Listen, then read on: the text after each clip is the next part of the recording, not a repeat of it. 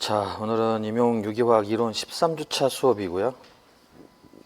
단원은 14단원으로 지난 시간에 13장 라디칼 반응에 이어서 오늘은 14장 컨주게이션이라는 단원을 공부할 거고요. 여기서는 일단 기본적으로 여러분들 알아두실 내용이 앞에 7장부터 우리가 유기 반응을 시작을 했었는데 7장부터 13장까지 배웠던 반응과 좀 다른 것들이 있습니다.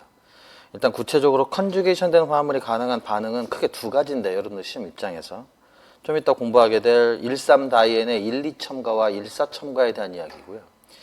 여기서 여러분들이 개념적으로 이해를 잘 못하는 것들이 좀 있습니다. 그거를 좀 먼저 해결을 하시고 가야 하고, 두 번째는 이 13다이엔을 가지고 할 수 있는 또 다른 반응 중에 제일 유명한 것 중에 하나가 그 유명한 딜셀더예요.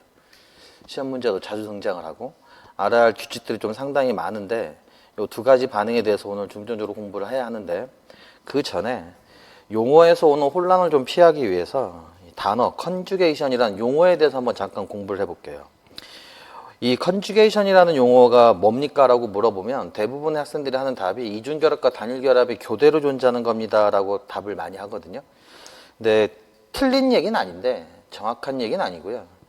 꼭 이중결합과 단일결합이 교대로 존재하는 것만이 컨주게이션은 아닙니다. 컨주게이션 된 화합물은 이중결합과 단일결합이 교대로 존재할 수 있는 건 맞는데, 원래 컨주게이션이란 정의 자체는 p-오비탈이 있습니다. 혼성화에 참여하지 않은 p-오비탈이 있고요. 그 p-오비탈이 3개 이상 연속으로 겹친 상태를 말해요. 그래서 예를 들어서 지금 박스를 보시게 되면 이게 여러분들이 잘 알고 계시는 컨주게이션 된 화합물의 가장 대표적인 1,3다이엔이죠. 여기서 말하는 1,3이란 뜻은 여기도 나와 있지만 뒤에 모체 이름이 없습니다. 모체 이름이 없다는 건 뭘 말하는 거냐면 숫자가 의미하는 바가 명명법의 번호가 아니라 작용기나 치환계, 위치관계를 나타내는 거라고 그랬죠. 그래서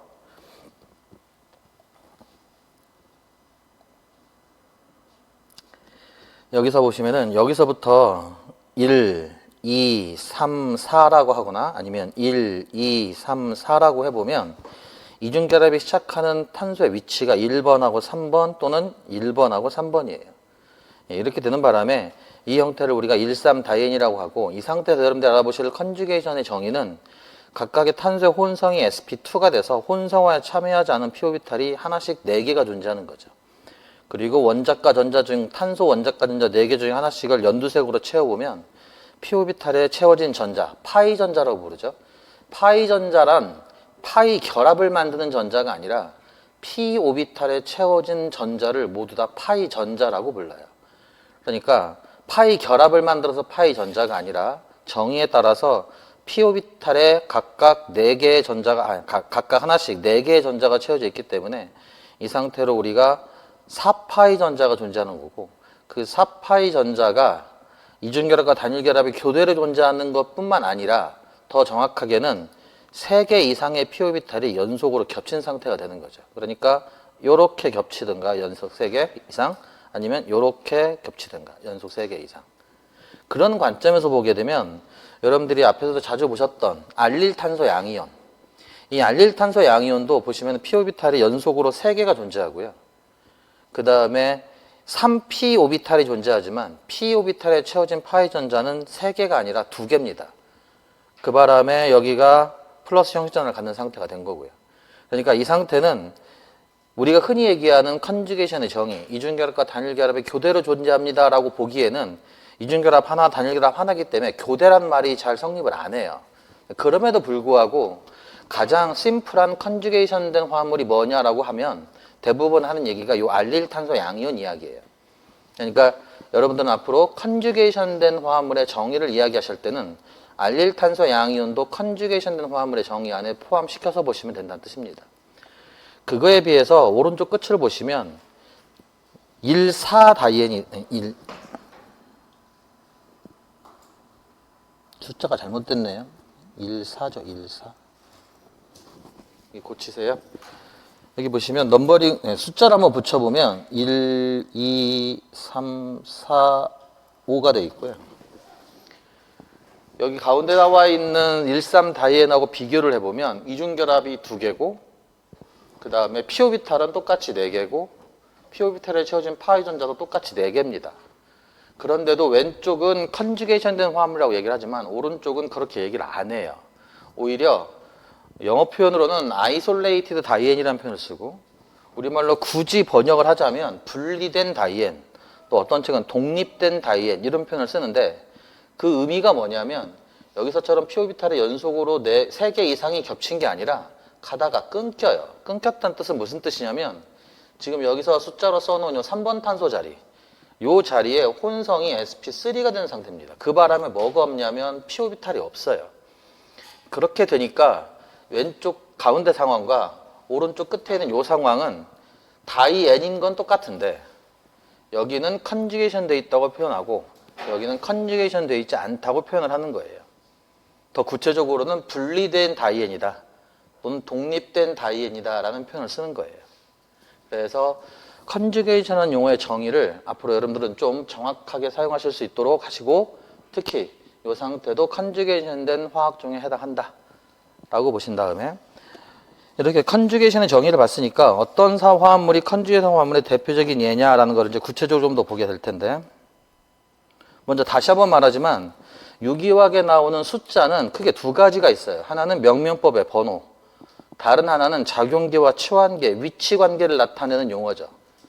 우리가 그걸로 제일 먼저 배웠던 것 중에 하나가 1, 3, 2축 상호작용 이런 용어들이에요. 그러니까 2축 상호작용이라는 용어 안에는 화합물의 모체의 이름이 없습니다. 그런 경우에는 다시 말하지만 숫자가 의미하는 바는 작용기 또는 치환계, 위치관계를 나타내기 때문에 이 경우가 바로 그런 경우죠.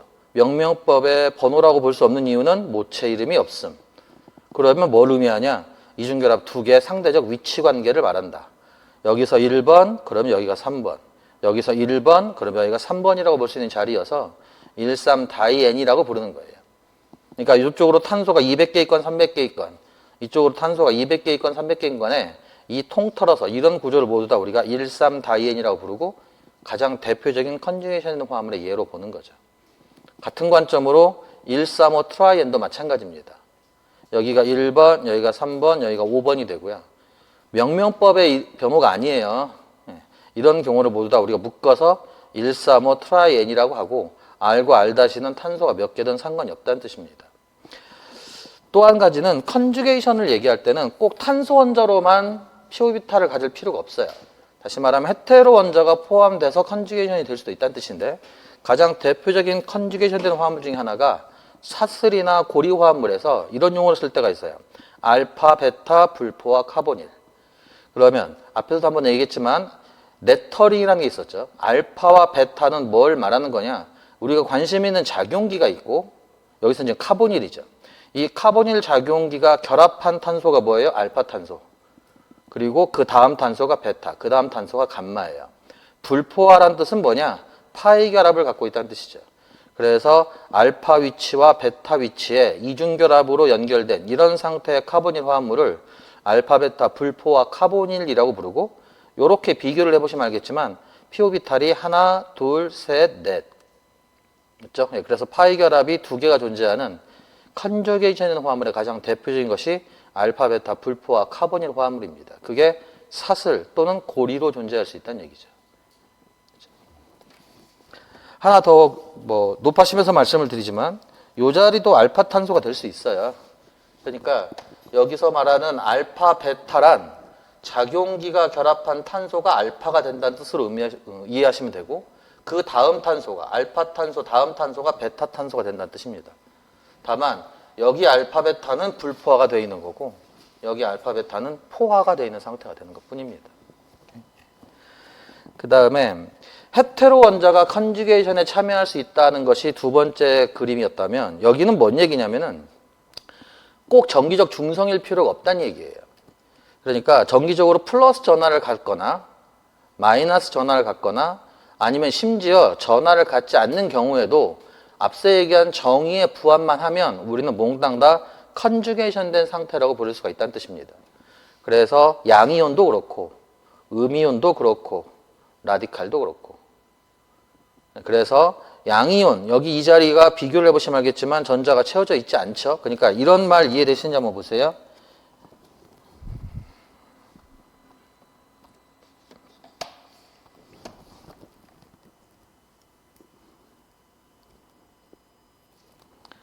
5p 오비탈 보이십니까? 그리고 4파이 전자가 존재해요. 그래서 형식 전하가 플러스 전체 전하가 플러스에 해당하는 탄소 양이온이 생길 수 있다는 거예요.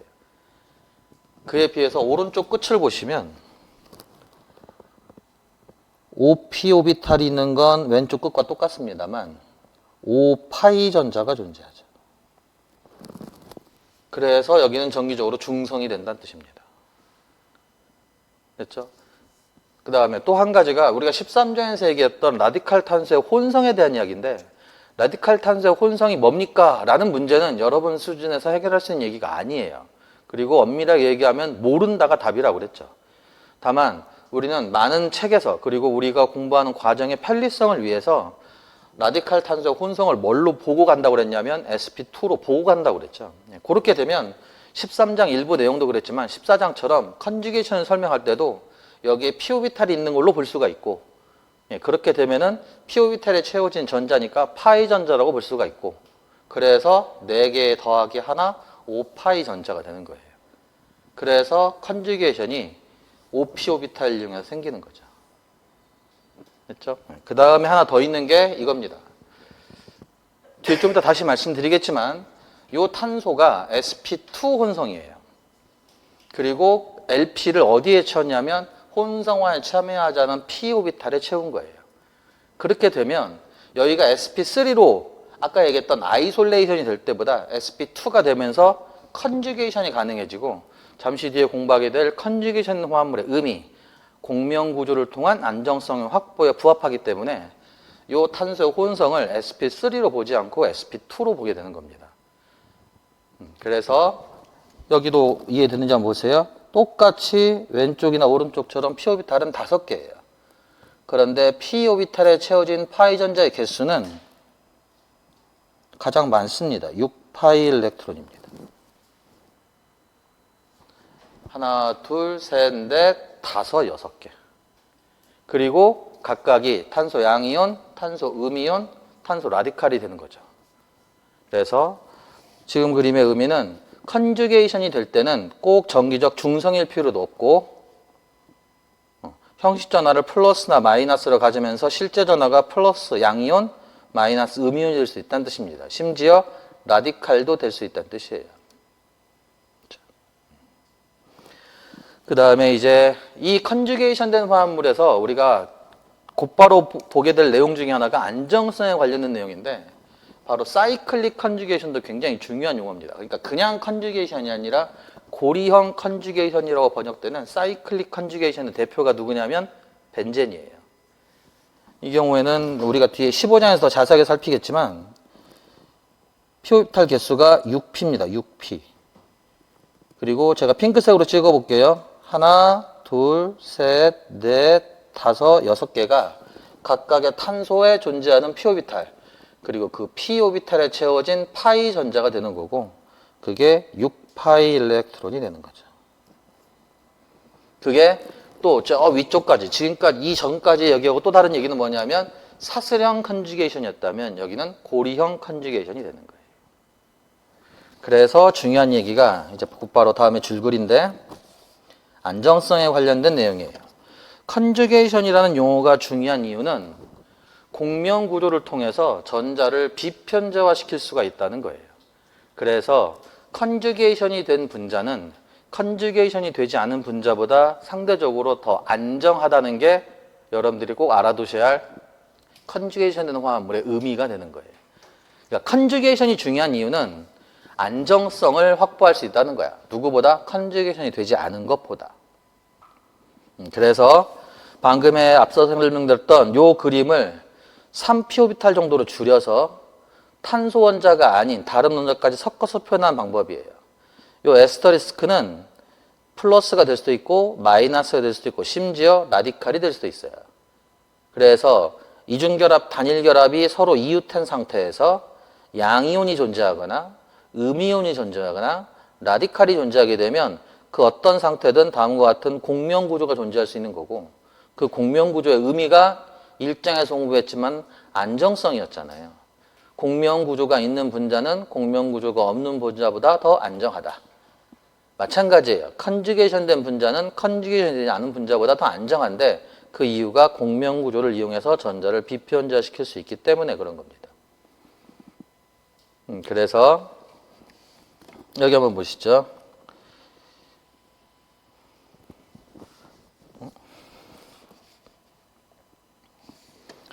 육각형 안에다가 이중결합, 단일결합, 이중결합, 단일결합, 단일결합, 단일결합으로 연결해 놨어요. 그러니까 탄소는 6개인데 4p-오비탈이 존재하는 탄소 4개가 있습니다. 그게 어디냐면 하나, 둘, 셋, 4개를 말하고요. 여기는 p-오비탈이 없어요. 그러니까 벤젠하고 다른 점은 뭐냐면 여기에 p-오비탈이 없다는 거고 6p-오비탈이 아니라 4p-오비탈이 존재하면서 4파이 전자가 컨주게이션이 되어 있다는 거예요. 이 상태에서 왼쪽으로 실제 구조에 기여하는 기여체를 만드는 건 전자 배치가 이렇게 된다는 뜻입니다. 그렇게 되면 여기가 플러스 형식전화, 여기가 마이너스 형식전화가 되는 거고요. 그러면 잘 생각해 봐요. 여기에 4파이 전자가 있다는 건 실제 구조에 대한 기여체에도 4파이 전자가 그대로 있어야 돼요. 그게 어디냐면 하나, 둘, 셋, 4개를 말하는 겁니다. 따라서 여기 탄소에는 p-오비탈이 있다는 뜻이고 그 p-오비탈에 전자가 2개 들어갔다는 뜻이에요. LP가 존재한다는 뜻이죠. 그래서 하나, 둘, 셋, 4개가 파이 전자로 카운터 될 수 있어야 하고 그 그림이 아까 위에서 봤던 내용이고 여기서 본 내용이에요. 여기는 파이 전자가 아예 없다는 뜻이고 그거를 이 그림에서 반대로 전자를 재배치하면 이렇게도 가능하죠. 그러면 오른쪽 끝이 될 수도 있죠. 그 다음에 여러분 잘 생각해 보세요. 이제 공명구조에 대한 거의 마지막 이야기인데 공명구조는 유기화학을 공부하면서 아무리 강조해도 지나치지 않은 개념이고요. 왼쪽과 오른쪽은 서로 다른 공명구조입니다. 어떤 의미에서 다른 공명구조인지 제가 다시 한번 여러분한테 정의를 이용해서 말씀을 드려보면 원자 핵을 1, 2, 3, 4번으로 고정을 한번 해보세요. 그러면 공명구조는 실제 구조에 기여하는 기여체를 말하는 거고 원자 핵의 위치가 고정된 상태에서 전자만 재배치가 된 거예요.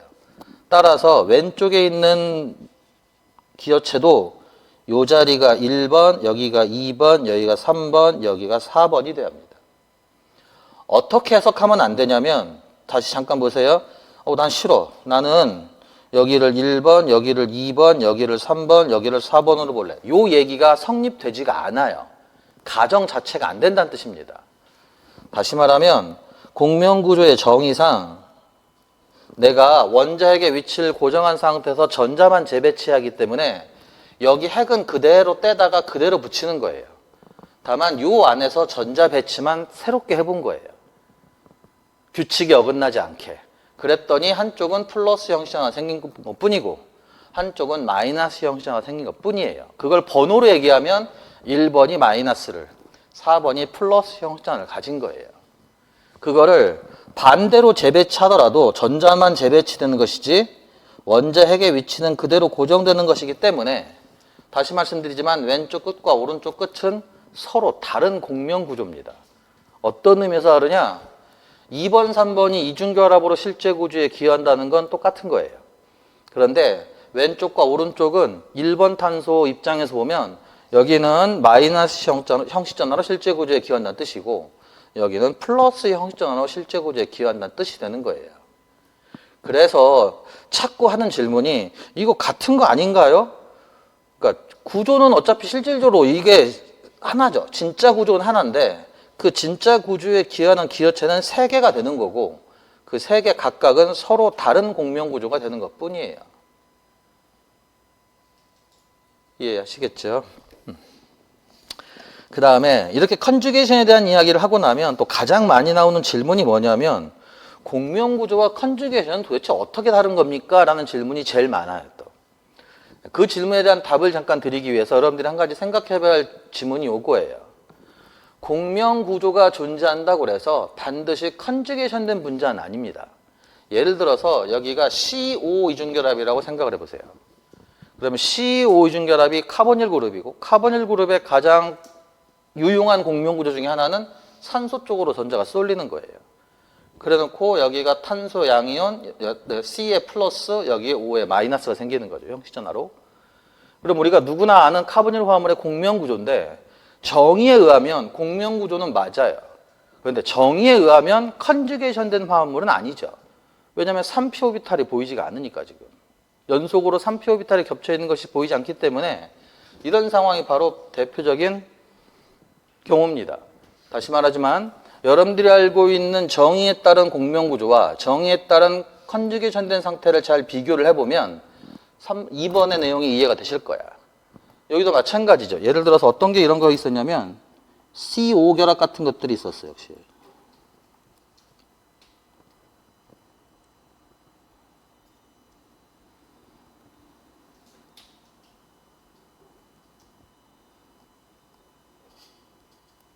이렇게. 그러면 헤테로 원자가 결합한 양이온이 되는 거고 헤테로 원자의 LP를 이용한 공명구조가 실제 구조에 기여를 하게 되는 거죠.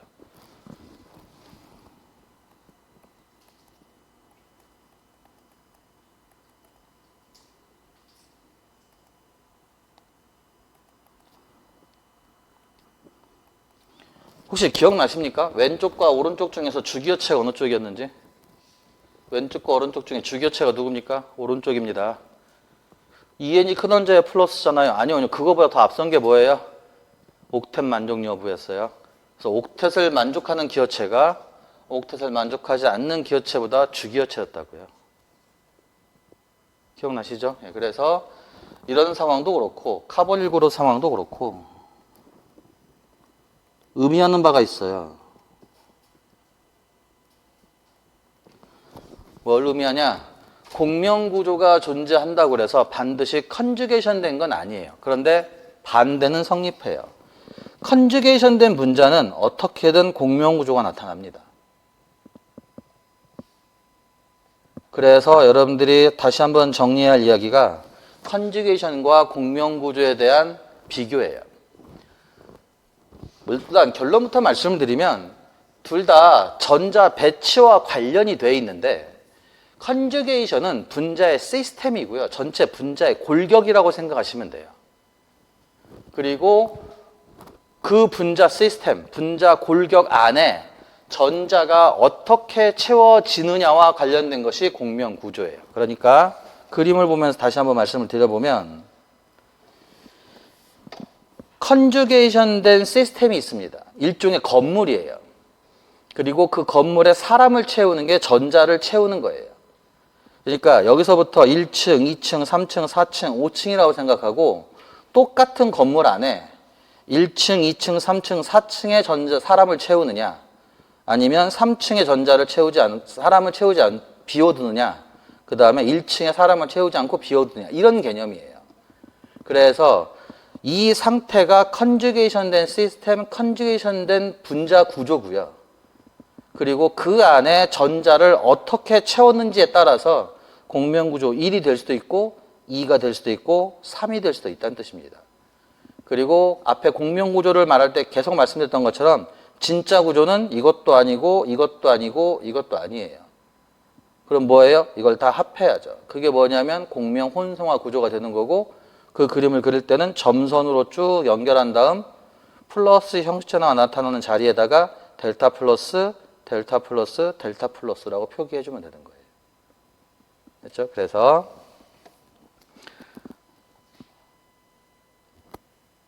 결론적으로 컨주게이션 된 분자란 전체 분자의 골격과 시스템을 말하는 거고 그 안에 전자를 어떻게 채우는지가 공명구조 각각을 나타낸다라고 이해하시면 돼요. 따라서 다시 말씀드리지만 중요한 차이가 있어요. 컨주게이션 된 분자는 모두 공명구조가 존재합니다. 그러나 공명구조가 존재한다고 해서 반드시 컨주게이션이 되는 건 아니에요. 오케이? 그 다음에 이제 컨주게이션의 정의를 마무리하는 입장에서 앞으로 우리가 공부해야 할 내용 중에 중요한 내용이 하나 있어서 소개를 시켜드릴까 합니다. 아까 우리가 배웠던 알릴하고 비슷하게 음이온이 존재한다고 생각해 보세요. 그게 무슨 뜻이냐면 CC 이중결합에 여기에 C가 플러스면 알릴이죠. 그죠? 그런데 여기는 CO 이중결합으로 바뀌어 있고요. 플러스가 아니라 마이너스가 돼 있어요. 그러면 여러분들이 잘 아시는 나중에 공부하게 될 카보닐 화합물의 에놀 음이온이라고 부르는 일종의 전자풍부 친액체에 해당하는 건데 관련된 내용은 17장에 가서 더 자세하게 공부를 할 기회가 있을 거예요. 근데 그 전에 지금 14장의 컨주게이션과 관련돼서 아까 우리가 얘기했던 알릴탄소 양이온, 알릴탄소 음이온 이런 거 말이야. 또는 알릴탄소 라디칼 이런 자리하고 비슷하게 CC 이중결합을 CO 이중결합으로 바꿔보면 C가 뭐가 존재할 수 있어요? 피오비탈, 피오비탈, 피오비탈이 존재할 수 있어요. 그렇게 되면 이 세 개의 피오비탈을 이용해서 전자의 비편제어가 가능해져요. 그걸 여러분들이 아마 대부분 다 어떻게 공부를 했을 거냐면 공명구조를 통해서 이렇게 표현을 했을 거야. 그러면 실제 구조에 기하는 기하체 1이 실제 구조에 기하는 기하체 2로 바뀌는 거죠. 그리고 두 개를 합하면 진짜 구조가 되는 거고. 그럼 진짜 구조는 이것도 아니고 이것도 아닌 데다가 알아둘 거. 왼쪽과 오른쪽 중에 주기하체가 누구죠? 모두 다 옥텟 만족이죠. 모두 다 옥텟을 만족하고 있는데 여기에는 2n이 큰 원자의 마이너스, 여기는 2n이 작은 원자의 마이너스예요. 따라서 여기가 주기하체고 여기가 부기하체입니다. 중요한 건 이 빨간색 탄소의 혼성이 뭐냐는 거예요. 많은 학생들이 오른쪽 구조를 주면서 탄소의 혼성이 뭐냐고 물어보면 sp2라고 답을 하는데 여기에 혼성이 뭐냐고 물어보면 생각보다 많이 틀려요. 여기를 sp3로 보시면 안 된다는 뜻입니다. 왜냐하면 만약 여기가 sp3면 뭐가 없어요? 피오비탈이 없어요. 피오비탈이 없으면 컨주게이션이 안 돼요. 즉 공명구조를 그릴 수가 없어요. 그러면 오른쪽 구조가 기하체로서 나타나지 않는다는 뜻이고 왼쪽 구조가 실제 구조에 기여하는 정도가 많이 떨어진다는 뜻입니다. 공명구조가 안 나타나요. 따라서 여러분들이 무심코 그렸던 이 화살표는 이 탄소에 뭐가 있다는 뜻이에요? 피오비탈이 있다는 뜻이고요. 그 피오비탈에 뭐가 채워져 있어요? LP가 채워져 있다는 게 마이너스의 의미고요. 그러면 여기는 이런 표현 이해되십니까? 3피오비탈 안에 4파이 전자.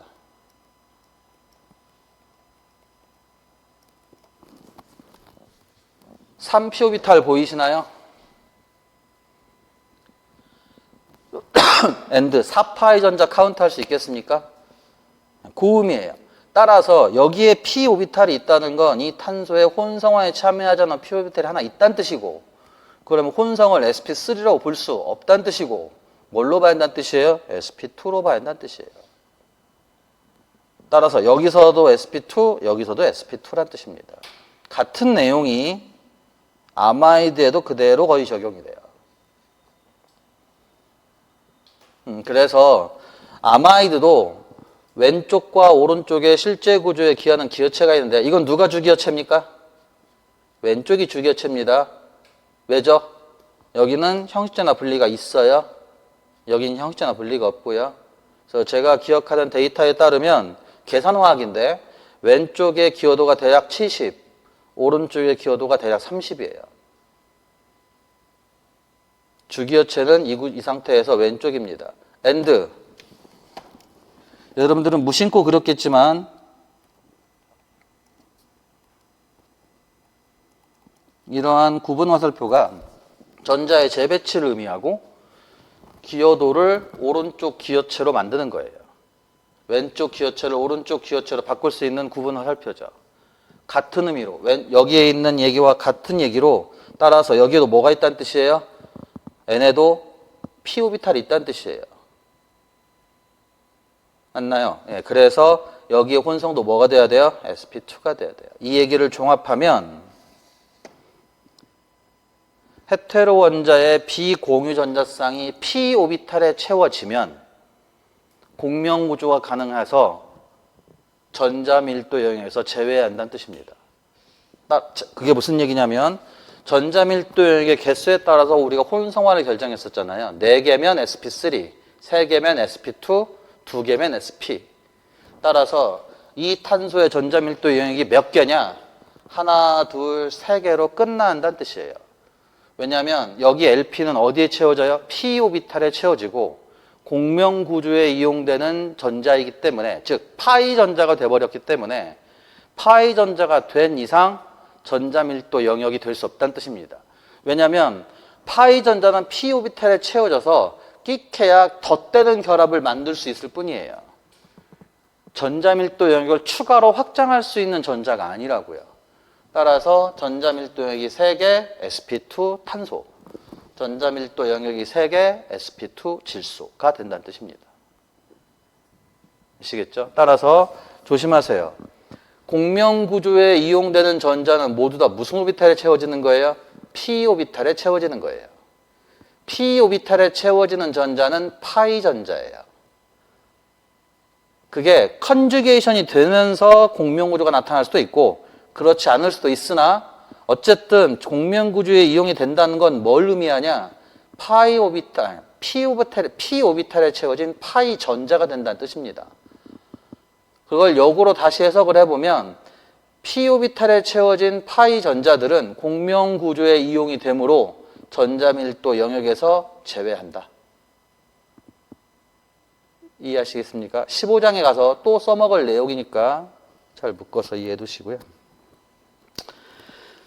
컨주게이션 화합물이 갖는 특징을 몇 가지 살펴보도록 하겠습니다.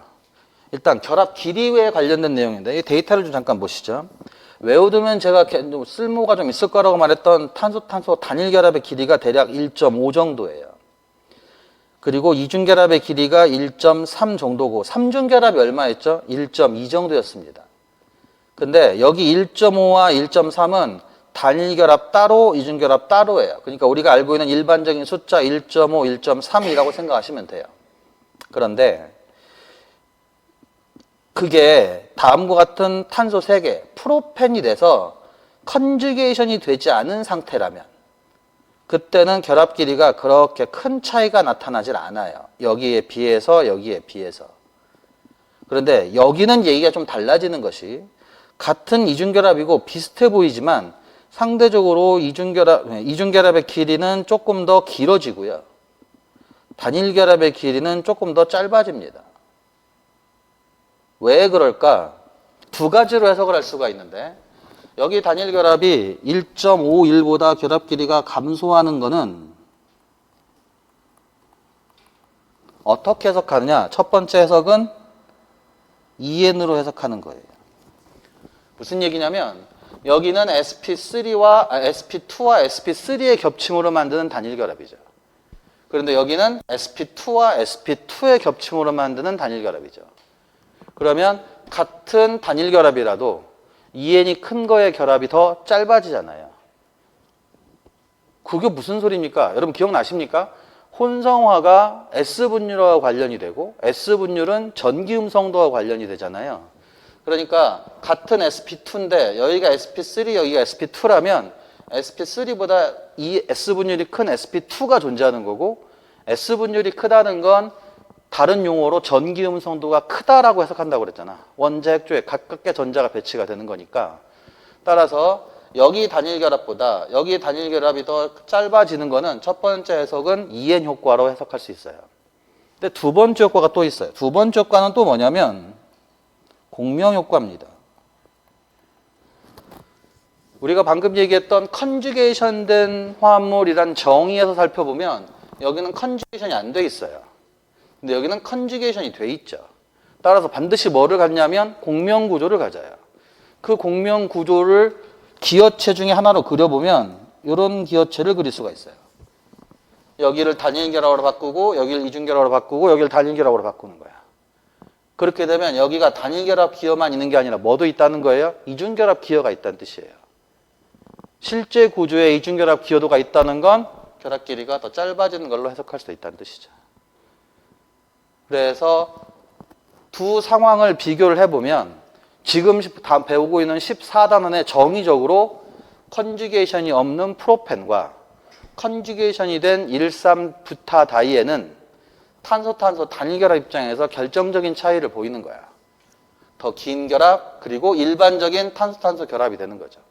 물론 여기에 비해서 여기 결합이 더 짧아지는 것도 해석할 수 있죠. 여기가 1.54인데 여기가 1.51이 되는 건 역시 EN 효과예요.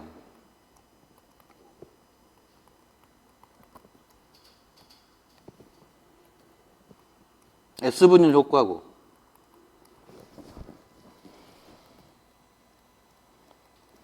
그게 무슨 얘기냐? sp3의 겹침이라면 여기는 sp3와 sp2의 겹침으로 단일 결합이잖아. 그러니까 요 얘기야, 요 얘기. 요 얘기를 여기다도 그대로 적용하면 여기보다도 여기가 짧아지고 여기보다도 여기가 짧아지는 건 이렇게 두 가지로 설명이 가능하다는 뜻입니다. 됐죠? 그럼 반대죠. 여기 결합 길이가 증가하는 거는 공명 구조로 또 설명하면 되죠.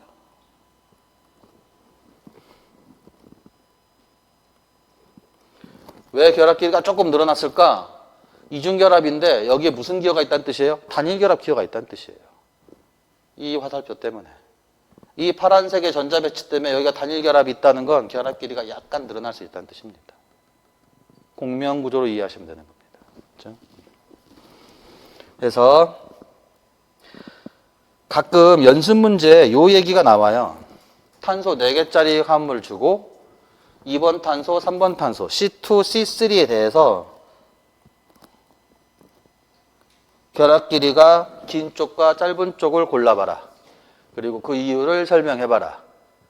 그러면 요 두 가지 얘기가 나오면 돼요. sp3, sp3의 겹침보다 sp2, sp2의 겹침이 S분율 증가, EN 증가, 결합 길이 감소. 여기고요. 공명 구조를 그려서 기어체 중에 이중결합 기어체가 있다는 걸로 설명하는 게 여기 얘기예요. 설명하실 수 있어야 합니다. 오케이.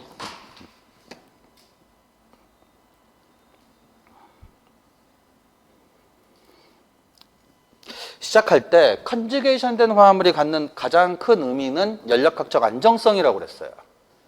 그게 어디서 오는 거였냐면 공명구조에서 온다라고 말은 했는데 진짜냐라는 거를 실험적으로 설명하는 내용입니다.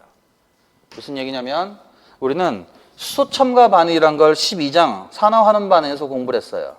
이중결합 화합물에다가 수소 기체를 불어넣으면서 금속 촉매를 써주면 첨가 반응에 의한 환원 반응이 일어나고 이중결합, 삼중결합 화합물이 단일결합으로 바뀔 수 있다고 그랬습니다. 따라서 지금 이 반응 두 개를 비교를 해보면 서로 다른 반응물인데 어떤 의미에서 다르냐? 컨주게이션 되지 않은 다이엔, 컨주게이션 된 다이엔. 그래서 수소 첨가 반응을 해보면 똑같은 생성물이 펜테인으로 생겨요. 이걸 에너지 도표로 바꿔보면 생성물이 같은 높이, 같은 에너지 상태에 있다는 뜻입니다.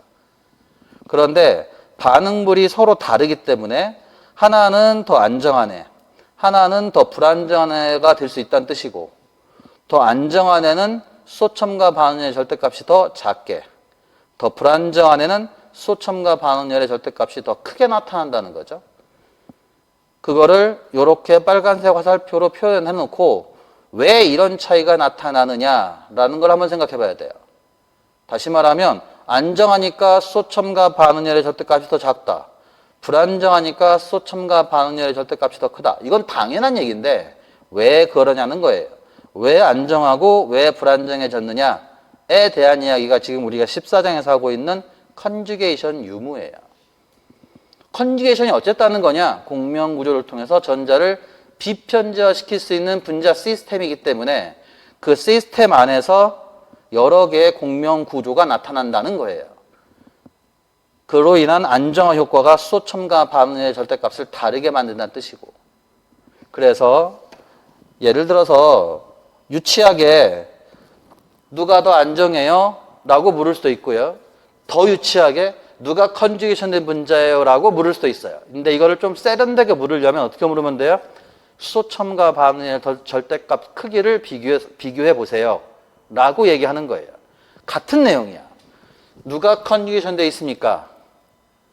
또 누가 안정합니까? 라는 이 덜 세련된 좀 촌스러운 문제를 세련되게 바꾸려면 어떻게 바꾸면 되느냐?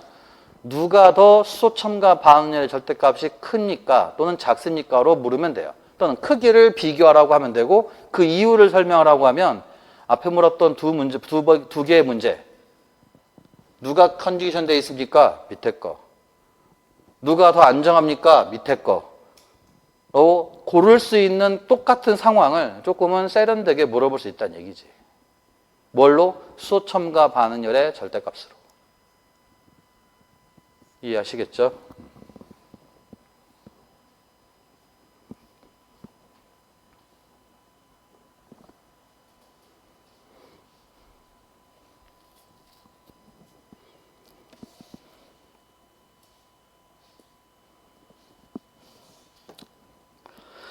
그 다음에 컨주게이션 된 화합물에 대한 얘기, 특히 컨주게이션 된 다이에 대한 이야기를 지금 하고 있는데 우리가 지금 방금 전 페이지까지 살펴본 건 여기예요. 여기. 그러니까 분리된 것보다는 컨주게이션 된 게 더 안정하다에 대한 내용이었고 그거를 수소 첨가 반응열로 비교할 수 있는데 얘는 얘보다도 불안정하고 얘가 얘보다도 안정하다는 게 지금 우리 얘기의 핵심이었어요. 됐죠? 자, 그런데 여기는 어떨까? 똑같이 컨주게이션이 되지 않은 상태예요. 근거로는 여기 피오비탈이 없어요. 여기도 피오비탈이 없고. 근데 둘 다 다이엔이고 둘 다 독립돼 있어. 그럼에도 불구하고 한쪽은 더 불안정, 한쪽은 더 안전한 걸 우리가 예측할 수 있는데 혹시 이 두 개 중에 왜 이쪽이 더 불안정해서 첨가 반응의 절대값이 더 크게 나오는지 아시겠습니까? 그러면 여기를 가려보세요. 단일결합으로. 여기를 가려보세요. 단일결합. 그럼 이해되십니까? 여기는 뭐예요? 말단 알켄이 되고 일치연 알켄이 돼요. 여기는 내부 알켄이 되고 이치연 알켄이 돼요. 그러니까 전문 용어로 똔똔이 시키고 나면 여기 끝과 이 끝은 그럼 여기 끝과 여기는 안정도 비교가 가능해지는 거지. 그지? 그러니까 컨주게이션이냐 그렇지 않느냐도 중요하지만 이 얘기 전까지만 해도 우리는 이런 상황에서 안정도 비교를 이미 해왔던 거예요. 그죠? 그거 가지고 우리가 중요하게 써먹었던 것 중에 하나가 세이제프 규칙과 관련된 E2 제거 반응의 조생성분 찾기 내용이고. 당연히 할 수 있어야지. 그래서 여기 두 개 중에 이게 더 불안정한 이유, 여기를 일치환 알켄처럼 해석하세요. 여기를 이치환 알켄처럼 해석하시면 됩니다. 그러면 여기보다는 여기가 더 안전하다는 것도 이해가 될 거예요. 그렇죠? 그 다음은 전에 삼중결합 시작하면서 혹시 기억나세요?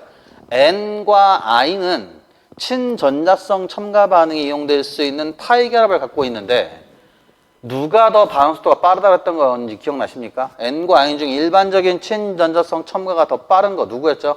N이었습니다. N. 11장 전반부 가서 한번 보세요. 파이 결합이 더 많은 삼중 결합이 빠른 것도 일부 있어요. 일부.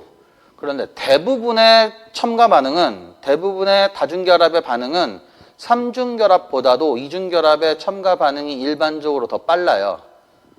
한 두세 가지 특별한 경우를 빼고 나면. 또 반응물의 안정도 입장에서도 이중 결합과 삼중 결합은 누가 더 안정하다고 그랬죠? 시그마 결합이 상대적으로 더 많은 이중 결합이 파이 결합이 더 많은 삼중 결합보다도 이중 결합이 더 안정하다고 그랬어요. 왜냐하면 파이 결합은 약한 결합이고요. 시그마 결합은 강한 결합이에요. 강한 결합을 더 많이 갖고 있는 건 그만큼 에너지를 많이 방출하면서 화합물이 된 상태이기 때문에 상대적으로 더 안정한 상태가 되는 거예요. 그리고 그거를 지금 얘기에 그대로 적용을 해보면 파이 결합이 두 개, 파이 결합이 두 개인 이중결합 두 개인 다이엔, 이중결합 두 개인, 아니, 삼중결합 하나인 알카인으로 비교를 해보면 비슷한 논리로 인해서 이중결합 쪽이 삼중결합보다도 상대적으로 더 안정하다는 얘기에 따라서 아인보다도 다이엔이 상대적으로 더 안정한 거예요. 그리고 똑같아요. 말단보다 내부가 더 안정해지는 거고. 그러니까 거창한 것 같고 이상한 것 같지만 하나하나 따져보면 여기서부터 여기까지 내용을 여러분들이 전혀 이해를 못하는 건 아니에요. 마지막으로 하나만 암기하시면 됩니다. 혹시 이런 상태의 화합물, 이런 구조의 화합물을 뭐라고 불렀는지 아십니까? 알렌 구조라고 했던 거 기억나세요? 1장부터 얘기했었거든. 이 알렌의 핵심은 뭐였냐면 여기 탄소 혼성이 뭐였어요? sp였어요. 그리고 파이 결합이 두 개가 존재하는데 이 두 개가 서로 수직한 상태였고. 됐죠? 맞득치 않은 건 제가 알겠는데 결론적으로 무슨 얘기를 하고 싶냐면 알렌 구조는 알카인보다도 상대적으로 조금 더 불안정해요. 보면 아주 큰 차이는 아닌데 그래도 무시 못할 정도로 알렌은 알카인보다 상대적으로 더 불안정, 알카인이 더 안정해요. 이것 때문에 우리가 저 앞에서 하나 하고 왔던 얘기가 있어요.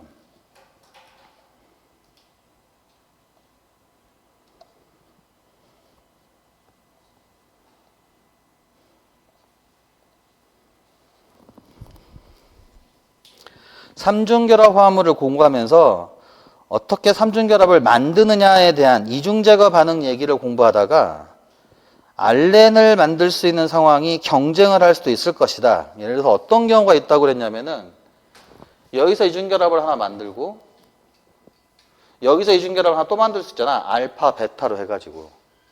됐죠? 그런데 그런 게 아니라 다 뭘로 간다고요? 지금처럼 이렇게 알카인으로 간다고 그랬잖아요. 그러니까 알파, 베타가 되고 알파, 베타가 돼서 여기다가 한 번 더 삼중결합을 만드는 것은 전이 상태 에너지와 구조가 삼중결합과 닮아 있어요. 그런데 여기를 알파, 여기를 베타로 하거나 여기를 알파, 여기를 베타로 하는 건 전이 상태 에너지와 구조가 누굴 닮냐면 알렌 구조를 닮아요.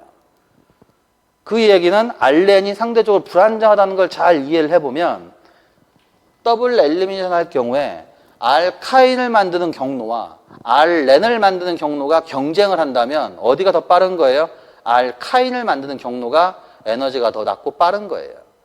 그래서 앞으로 여러분들은 몇 번이나 마주칠지는 제가 시험 문제에서 모르겠지만 그리고 앞으로 여러분들 어떤 상황을 공부하면서 어떻게 마주칠지는 이 상황을 마주칠지 그렇지 않을지는 잘 모르겠으나 만약에 알렌과 알카인이 경쟁하는 상황이 온다면 합성하는 과정 중에 100이면 100, 99면 99. 아니, 너무 100이면 100은 너무 좀 그렇고 100이면 99 정도는 알카인을 만드는 것이 알렌을 만드는 것보다 더 빠르다라고 보시면 되는 겁니다.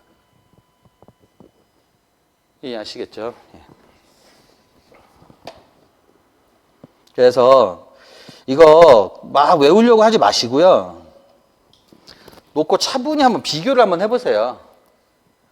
여기서부터 이렇게 불안정해지는 이유, 이렇게 더 안정해지는 이유를 동그라미 1, 2, 3번으로 해석해 놨으니까 방금 설명 참고하셔서 이 내용을 한번 잘 보시고 두 가지 정도만 조심하시면 돼. 알카인이건 알켄이건 말단은 내부보다 불안정, 내부는 말단보다 안정. 그거 하나. 그 다음에 14장의 관점에서 컨주게이션 되지 않은 거는 컨주게이션 된 것보다 불안정. 컨주게이션 된 건 그렇지 않은 것보다 더 안정. 그리고 마지막으로 요 두 상황이 만약 경쟁적으로 만들어질 경우를 대비해서 알렌보다는 알카인이 더 안정. 요 세 가지만 여러분들이 기억해 두시면 됩니다. 전체적인 흐름에 대해서.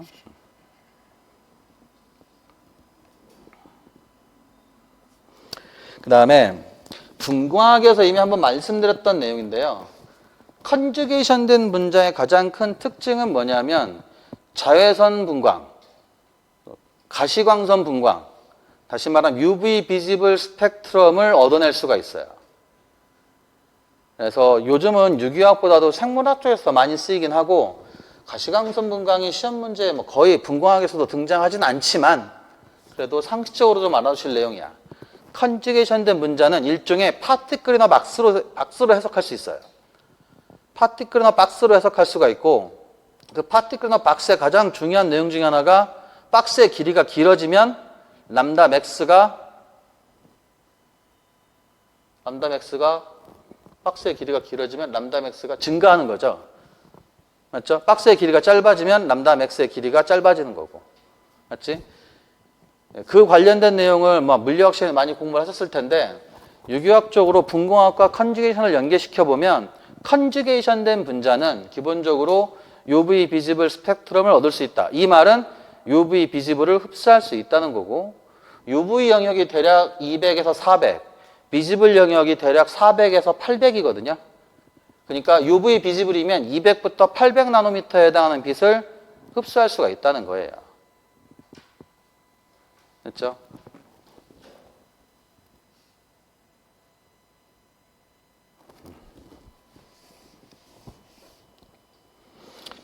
그래서 1번, 2번 내용은 상식적인 내용이고 혹시 모르니까 3번 내용 정도만 좀 생각해 두시기 바랍니다.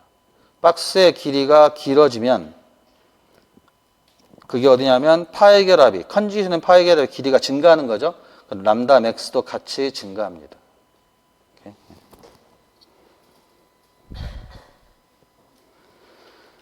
자, 그 다음에 첫 번째 시간의 마지막 내용은 여기인데,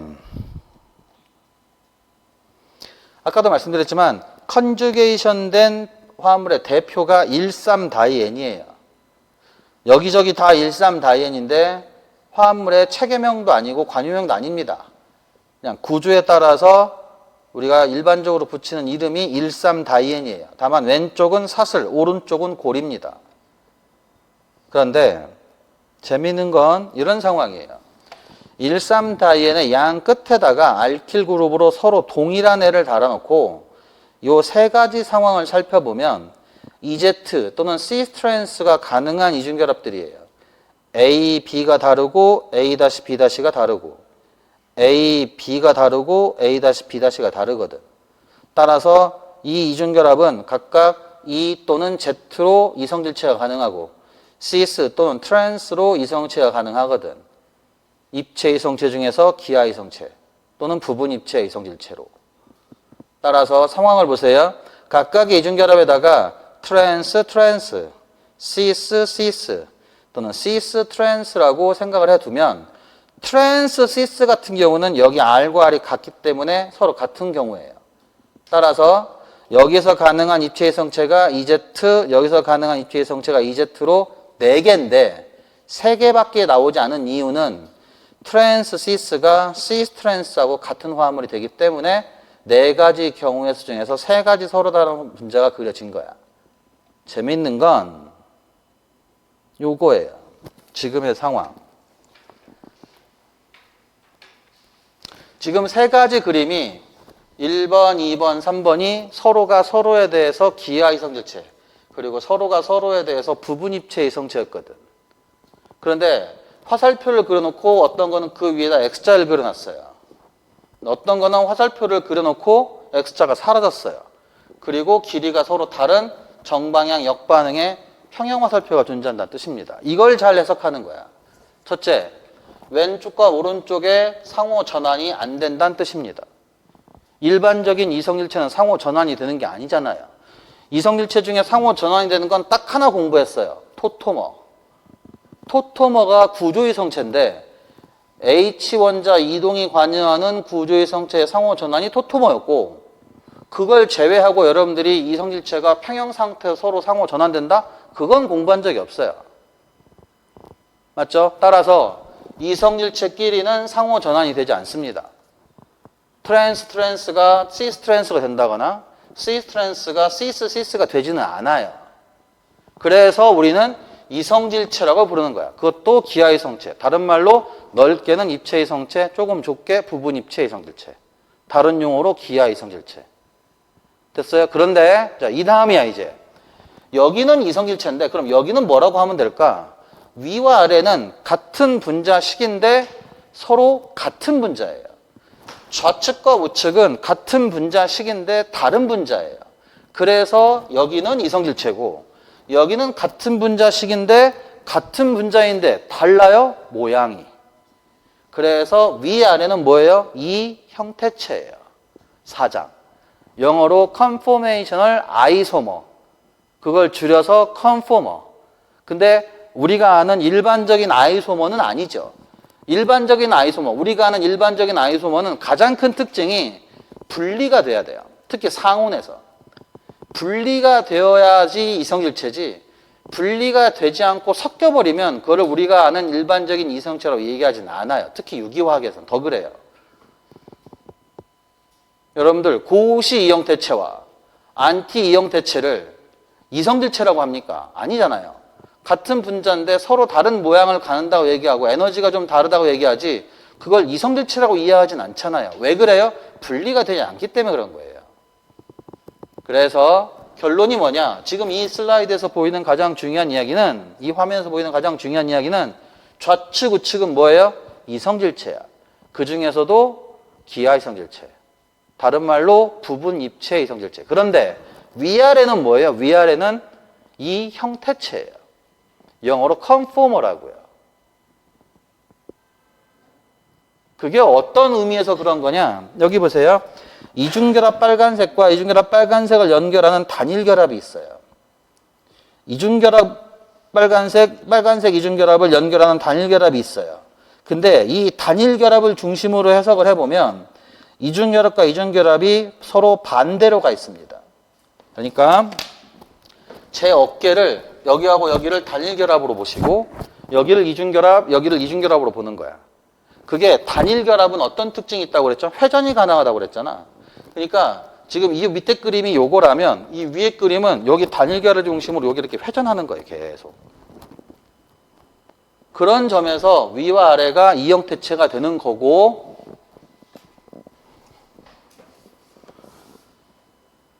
이형태체 위아래를 구분하기 위해서 이름을 붙입니다. 어떻게 붙이냐?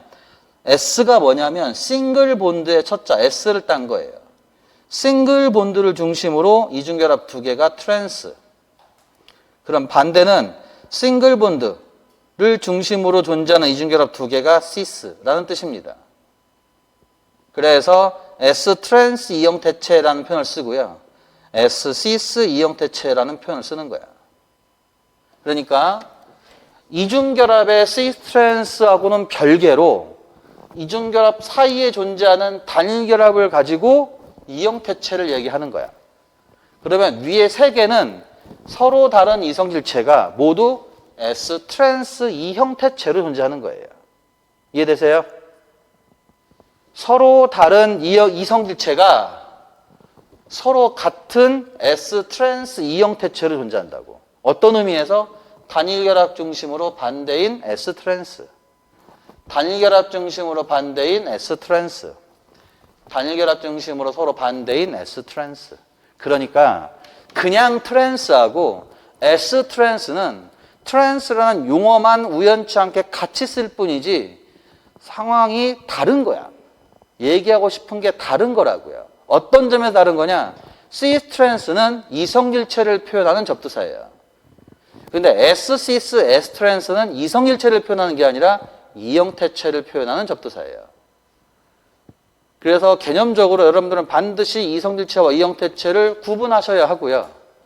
S 트랜스, S 시스라는 용어와 트랜스와 시스라는 용어가 우연치 않게 시스 트랜스라는 용어를 함께 사용할 뿐이지 그 두 개가 같은 거고 하나가 다른 하나에 포함되고 이런 건 아니란 얘기야.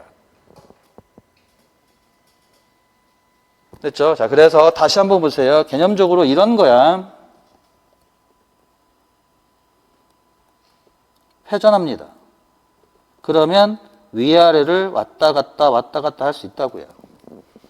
그래서 다시 말하지만 바로 이 자리예요. 이게 뭐예요? S예요. S, 싱글 본드. 이게 뭐예요? S예요. 싱글 본드. 그 싱글 본드를 중심으로 회전을 하다 보면 모양이 바뀌는 거예요. 싱글 본드를 중심으로 이중결합 두 개가 서로 반대로 있는 S 트랜스. 싱글 본드를 중심으로 이중결합 두 개가 같은 방향에 있는 S 시스. 그게 각각의 이성질체에서 S 트랜스, S 시스가 따로따로 존재한다는 거죠. 그래서 가끔 연습 문제에서 묻는 게 있어요. 어떤 걸 묻냐면 이렇게 물어봐. 얘하고 얘를 엮어주는 거야. 두 개가 무슨 관계냐고 물어봐요. 얘하고 얘는 무슨 관계예요? 이것과 이건 무슨 관계입니까? 이성질체입니다. 이형태체 아닙니까? 여기 S 트랜스고 여기 S 시스인데 다시 말하지만 S 시스와 S 트랜스로 이 형태체가 되려면 같은 분자여야 돼요? 다른 분자여야 돼요? 이 형태체가 되려면 같은 분자여야 돼요. 얘하고 같은 분자가 누구예요? 이거예요. 근데 얘하고 얘는 다른 분자잖아요. 얘하고 얘가 같은 분자고 얘하고 얘가 다른 분자라면 얘하고 얘도 다른 분자여야지. 그런 거야. 예를 들어서 똑같은 내용으로 이렇게 물어보는 거야. 이렇게. 같은 겁니까? 다른 겁니까? 라고 물어봐요. 그럼 여러분들은 순간적으로 착각해서 여기는 S-트랜스고 여기는 S-시스네? 그럼 이 형태체 아닌가? 아니요. 이 형태체가 아닙니다. 이 형태체는 반드시 같은 분자 안에서 성립하는 개념이야. 그래서 조심하셔야 돼. 뭐부터 따져봐야 하냐? 입체화부터 잘 따져보셔야 돼요. 여기는 C-트랜스고 여기는 트랜스-트랜스로 여기서 S-트랜스, S-시스 아무리 쌩 난리를 펴도 얘하고는 다른 분자예요. 같은 분자가 될 수 없다는 얘기예요. 이해하시겠죠? 하나 더. 화살표 길이입니다.